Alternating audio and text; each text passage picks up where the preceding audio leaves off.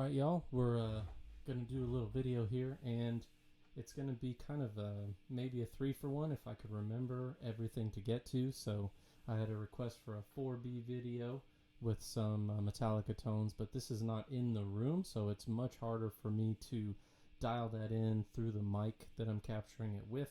But also we're looking at the 24 volt mod, which, you know, up until this point I didn't really try it out to see what it does and how it affects things. But one thing is for sure, don't do this, because this has a lot of juice. I was quite surprised at how much 24 volts versus 9 volts is. And then maybe we'll talk about this thing a little bit. So not my first LTD, but very impressed with this guitar. So we'll go ahead and get started here. And yeah, so the cool thing about this is it's got that little 9 volt pocket right there. It's got a little clip that holds it in, and the screws actually have machine screw inserts, which I've always wondered, like, why the heck don't people do that? Yeah, of course it's cost and all that kind of stuff, but I mean, this is a Korean guitar and it's got it. So yeah, the mic is going to be on the left side, so if you're listening on your phone, it might, you know, not come through, whatever the case may be. But here we go. Oh, so this is going to be the 9 volt. I've got the 24 volt here, and I'll pop that in and out as we go through.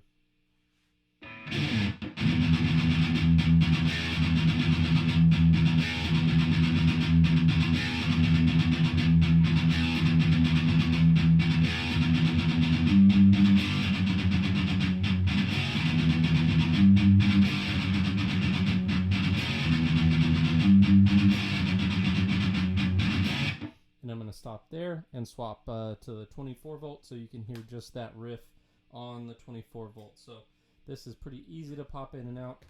One thing I did find, though, I'm going to have to put some tape over this because these seem to get dislodged pretty easily.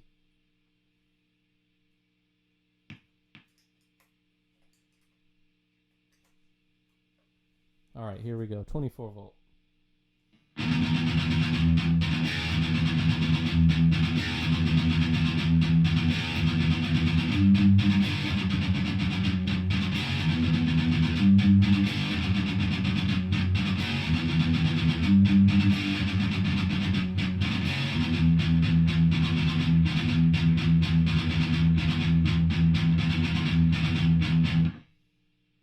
Alright, we're going to swap it back.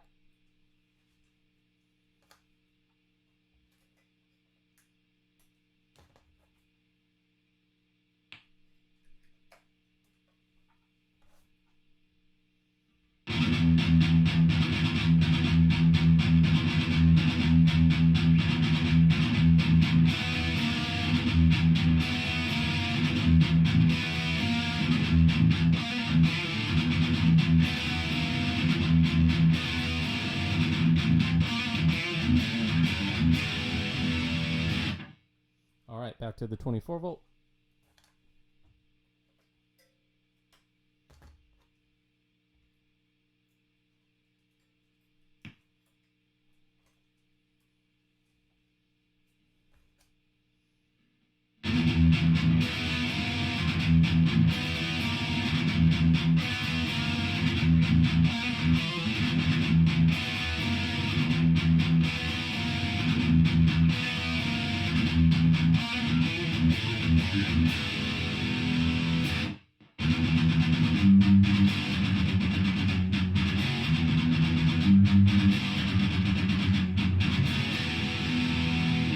Anyway, so you get the idea.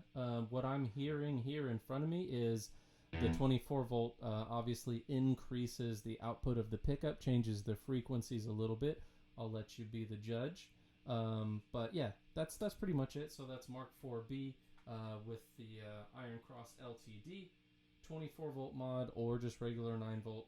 The 9 volt to me sounds a little bit better, more classical sound, which you're regularly used to hearing out of a 9 volt or out of an EMG 81. This one is the headset, of course, which to me basically sounds like his old pickups, the 81 and 60 or 81 and 85 or 81 and 81, depending on who you talk to, when it was, etc. but it sounds like what he explains. It sounds like a mix between the active and passive pickups. You know, those pull pieces really bring some frequencies out that the regular EMGs don't have and make them maybe a little bit more chewy. But this guitar is quite impressive. This is a Korean-made guitar. I've got quite a few different Korean-made guitars, but I think this one probably takes the cake as far as the build quality goes. The quality control is extremely good. I mean, I changed up to the headset strings with the locking tuners, of course, in very, very short amount of time. And as soon as I tuned it up, everything was still intonated, and it took to tune within a couple of minutes of playing. So very, very good quality for these guys. Very, very impressed. Man, I'm just blown away.